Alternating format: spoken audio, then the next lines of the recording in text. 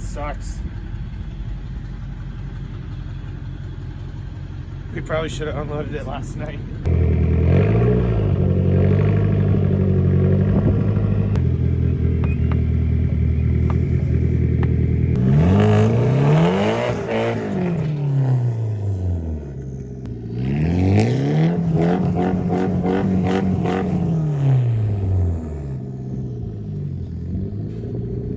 If you watched the shop tour video, I lied to you.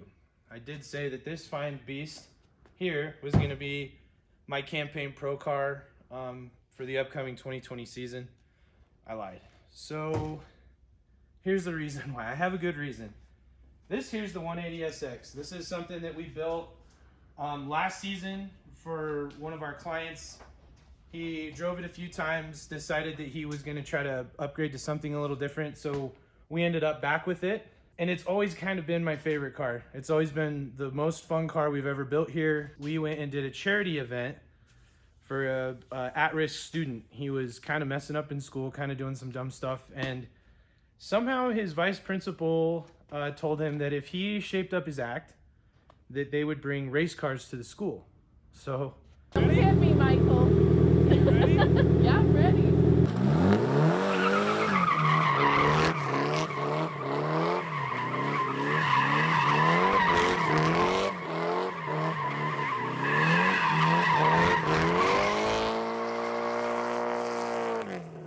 Essentially what happened was we went out and did that, and now I'm in love with it, and I just absolutely can't get rid of it. We're going to kind of give you a little walkthrough of where it's at right now, and then show you what we're going to do to it to make it better. This is a Japanese 180SX. Right-hand drive. This is the S13 or whatever you want to call it. They have a ton of different names, ton of different model variants. This would have been Japan's version of our USDM 240SX. It's got a mostly stock SR20 DET motor in it. We got a modified fan in here that spins a little higher so it can use a factory cooling system.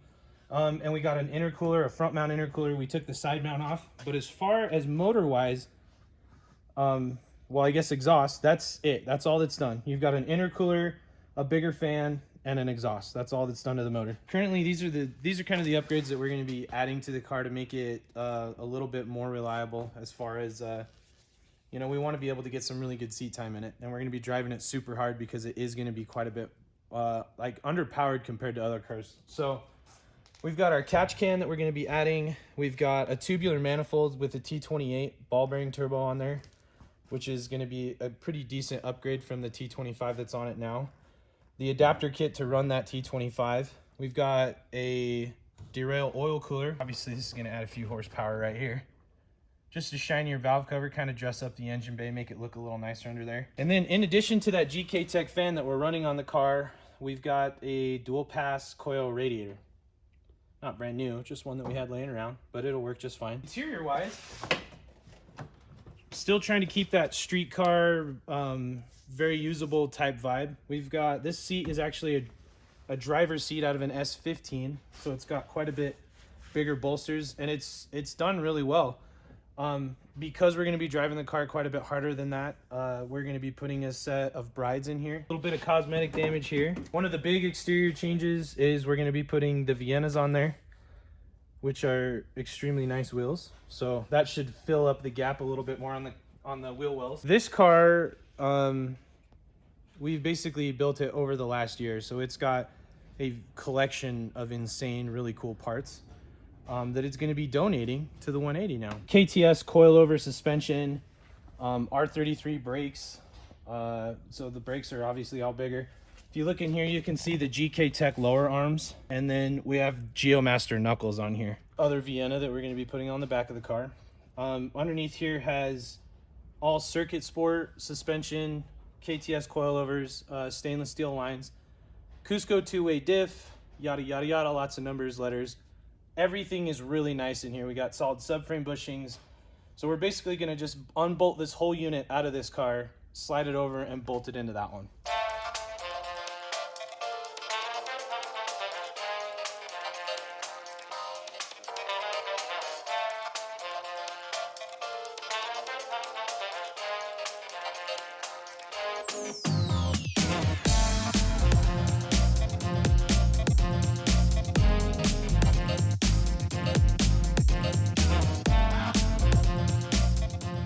expensive one, not as expensive one.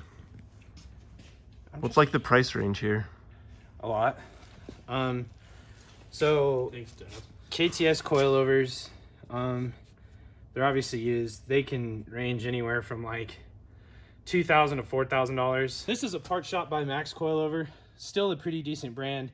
Still a pass through. Like everything's good. It's just not as good. These are probably running in like $1,000 range for the full set of these coilovers. This is a tension rod, and this is your lower control arm. So obviously when we're drifting, these wheels are turning in like this, and you can actually have problems with rubbing on the arms, which if you look, they're a little beat up from getting rubbed on by the wheel. So the GK Tech lower arms are kind of cool because they integrated the whole setup into one arm. And as you notice, it comes in, so now you're gonna have a lot more turn in. So when the car is turning, it's not gonna be hitting the inside of that. This is a modified stock knuckle. You can see where they've cut this off, moved it in, and then welded a little plate on there. Obviously, this looks quite a bit different. So what you're looking at here is a built knuckle. So they actually designed and built this for drifting. So you can see that it's got quite a bit different structure here. No cast parts. Ideally, this is kind of like, in my opinion, one of the best front suspension setups that you can really get. So That's why we're using it. time to put it on the street car.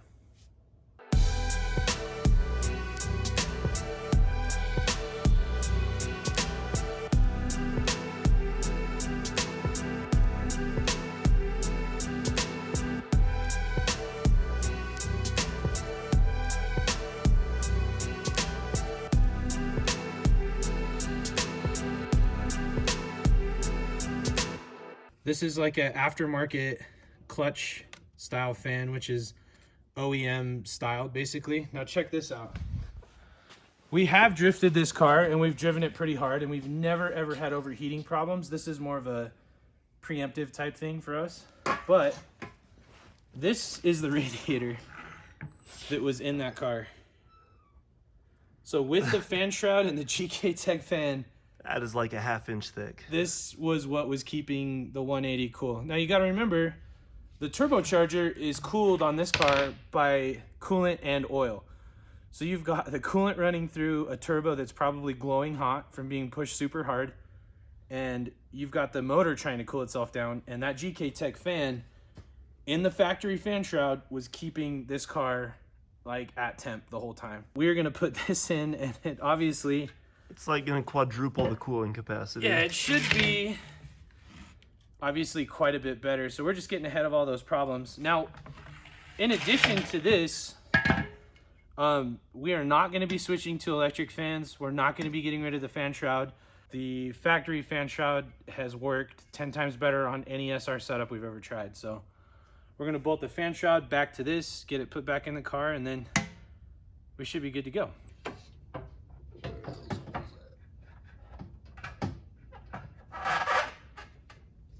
Here you go. That's it. Installed. Easy.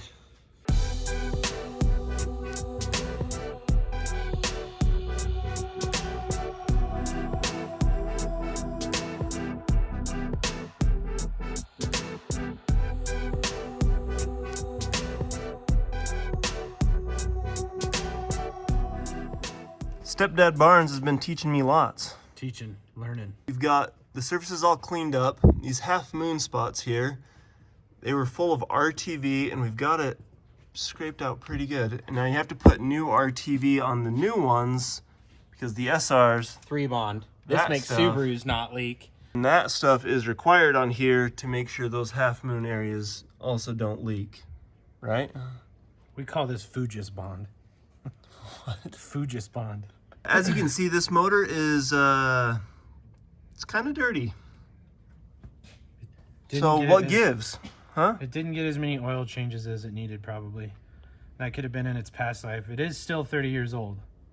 So we're still, you know, we don't know really much of its history. This is all brand new Nissan OEM gaskets. Fancy stuff for fancy things. It's the cleanest finger you'll ever see. We're definitely not using the audio on this.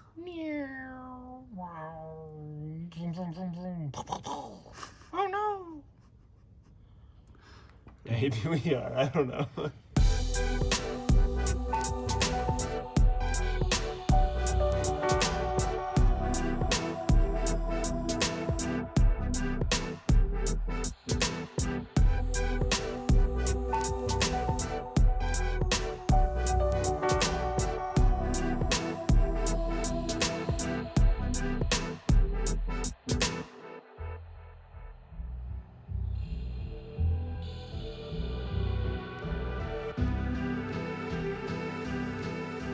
So far, we have done a new radiator, catch can, valve cover and gasket, and a, Coil pack cover plate. yeah, that's what I meant. We've also finished the front suspension, and on this side, look at how much angle we gain. Here, you do it. No, that wheel is not broken. That is how it turns. Yep. You can turn on a dime. Snowplow. You can plow with that. So that is a like 9.75 inches wide, that wheel is. So, And it's turned on that angle, which is just pretty cool. insane. You can see And- the whole. It still spins, and if you look at the back, we still got clearance. So that's the benefit of that lower control arm over the previous setup. Last two items of business are the hardest ones. This here is the T25 turbo down there. We've got to pull all of that out, put the new one in, and then the rear subframe, which includes suspension components and everything. That's subframe, Diff. coilovers, wheels, all of it. We're just gonna pull it straight out of the back of that car And slide and it then slide under it this. under this one. Oh, and we've got to pull that one out first too. Yay! Fun.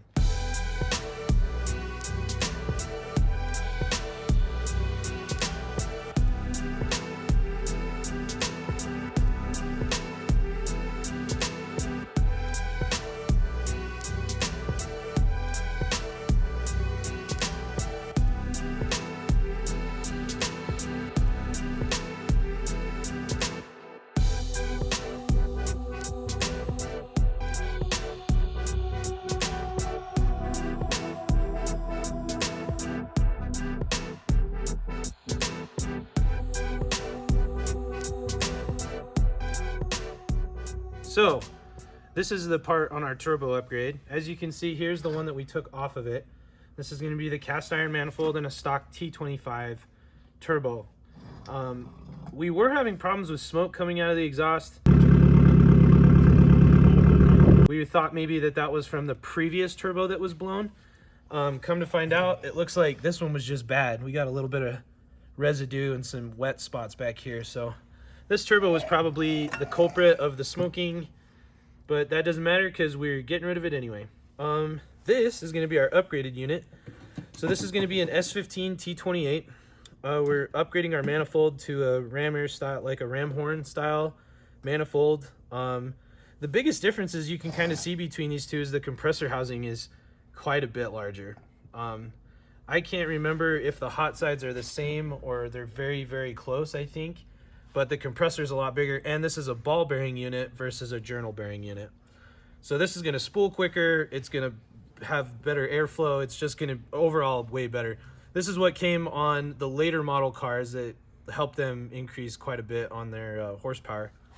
So when you do this swap, obviously this is kind of rotated a little different. If you look at the fronts of these, you can see that this side's clocked a little different than this side. So in order to fix that, we're going to remove these studs and put a clocking plate on there. And what that's going to do is allow us to put our intake elbow back on the right orientation. And then as far as here, it does the same exact thing. So it's going to clock that as well. Just prevents you from having to do a bunch of custom fab work. Cutting elbows, yeah. So this will work with our intercooler piping that we already have.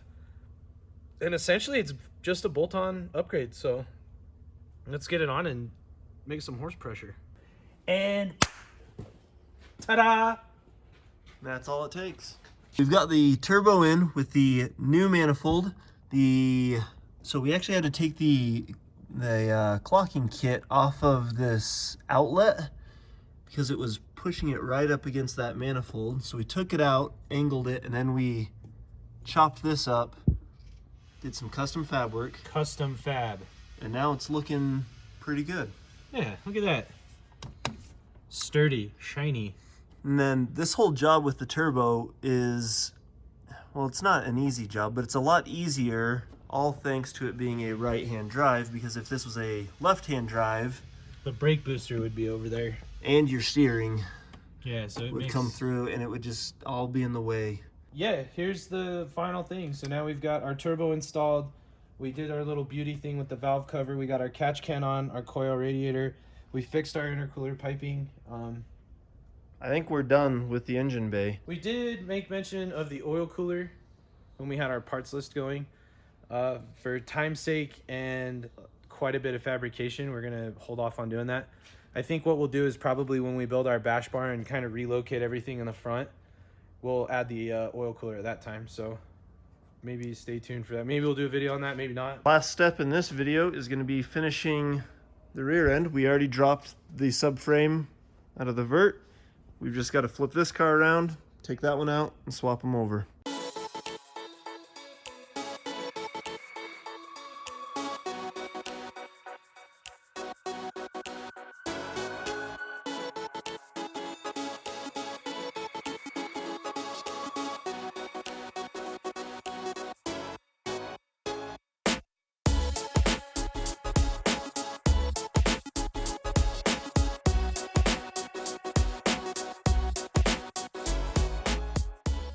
That's how you remove a rear end a second time.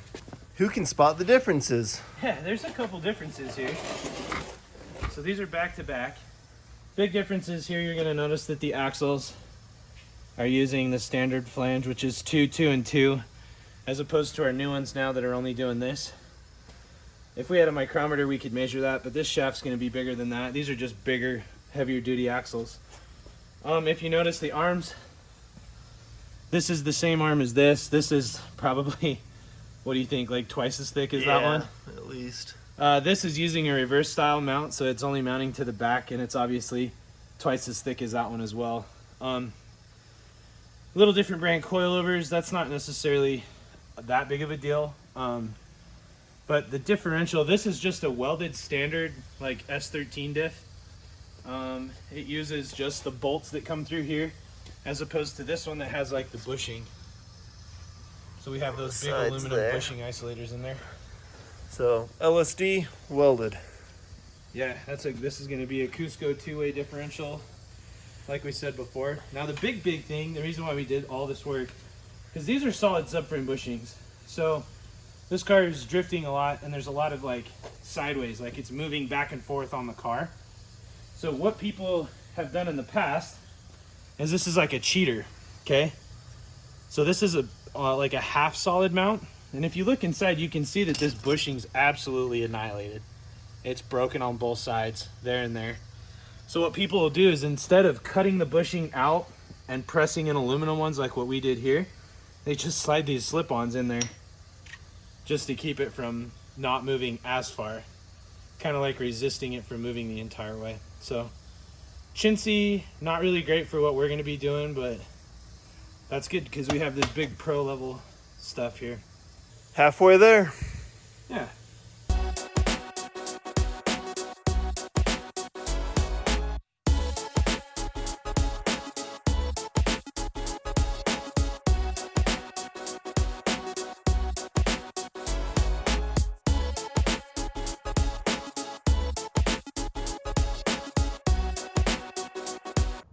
How about that? How about it? Look at it. Are you tired? I am. Exactly the same to me. Are you guys tired watching us? You should be, because we just did a lot. That's quite a bit of work. And you guys probably didn't notice, but this was 2 days worth of work. Yeah, kind of. It was kind of 2 days. We ran into a couple of snags, but we got them Two fixed. 3/4 days. Yeah. We'll So, say that. We've got our wheels on. The fitment isn't terrible. We are going to have to do another video. Maybe post in the comments if you want to see how to dial in the fitment on a car. Sticking out a little too far, and the front alignment is Way really off. So well, and also the coilovers drop. So when these coilovers settle, like when we lower the car back down, it'll actually suck up in there. But either way, there's it's gonna still off. Need adjustments. We need a full alignment on the car still. We need full alignment, as in that's front and rear subframes. We did talk kind of about our interior stuff, so we will get onto this a little bit later. We got our e-brake cables out. We're gonna send some emails out to see what we can do for a hydraulic e-brake in this car. We're also gonna be changing like the seat and stuff like that. But this right now is, we're not messing with the rest of this as of right now. That's kind of it. The only other thing that I think we decided we're gonna eventually do is replace the exhaust. So we didn't stick that back in. Yeah, I have an Apexy exhaust off of the Nissan Skyline. It's like one of my favorite sounding exhausts ever, but the Skyline one was about 6 inches longer, so we're gonna cut that down and bolt that on here, because if you look at these blast pipes they were on the car, this has bugged me for like 100 million years. The exhaust only goes out of the one hole. That one's dark. That one's brand new clean. Yeah, so it's like it all comes right through here, but the exhaust natural tendency is to come out of this one, and so it looks really dorky when It looks like it's just a false one. like a false one. Yeah. But that was a lot of money and upgrades that just went into this. Yeah, if I had to guess on, I mean, for the engine bay, we're probably, if you paid a shop to do it, I mean, you're probably $3,000 to do the stuff we did in the engine bay. The Cusco two-way diff that's in the back of this is probably $1,000 on its own. That's not including like the axles, the brakes, and everything else that we did. Coilovers were, like I said, between that $2,000 to $4,000 range.